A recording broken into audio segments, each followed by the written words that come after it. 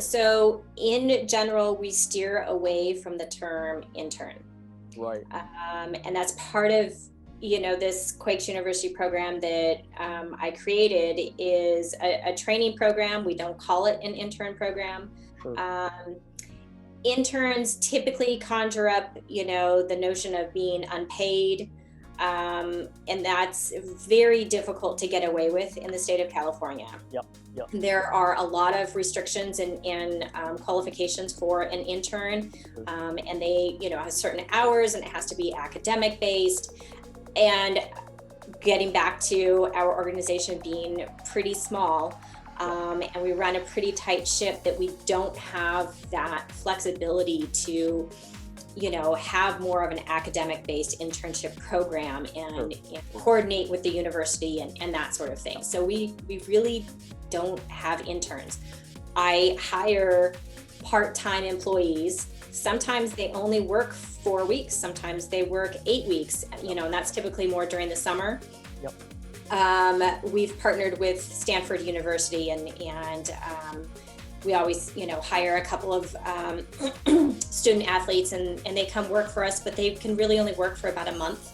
And that's fine, but we just hire them on as a part-time employee. Yep. And then they work in whatever department we can find. Right.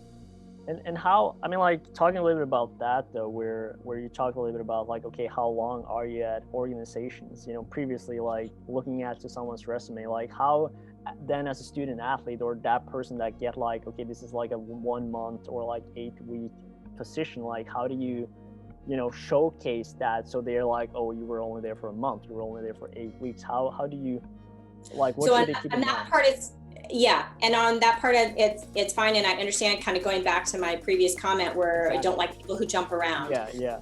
But if it is a part-time intern, training program, then that's fine, because you're gathering experience. They're typically, 1 to 3 months, and maybe over the summer or a particular season. It's a little bit more when you've been a full-time employee Sure. somewhere, for 6 months, one year, a year and a half, and then you just keep jumping and jumping. Right. Then that's not showing longevity and loyalty. But on the part-time basis, All right. I think it's different. No, but I think it's like, maybe, like, would you sort of like suggest them, like, say they have like, this sort of like part-time solution that they already know it's going to be like for 2 months, 3 months, or whatever it might be, that you just put like a note, like it was like a 3-month contract or what might be, Yeah, to help you guys out, like, essentially, because as you know, like, they are evaluating, or you guys are evaluating them based on what's on paper, right? In to begin with. So how do you, like, Right. I'm just thinking, as if I was in this position, how do I showcase that? Okay, but this was actually just, I can do more. I can do, this was the 3 months that I could have, Yeah. And a lot of them will, and you can, it doesn't have to be a specific way. It can Right, just be noted as, season position, part-time right, position, yeah, just as summer work, that sort of thing. But yes, when you're a student, you want to be getting as much of that kind of experience as you right, can. yeah, So it's okay to have frequent, right. So you're roles. thinking more in terms And of like the ones that are being like, full-time positions over time, maybe like looking for a manager or like director right. job or something like that.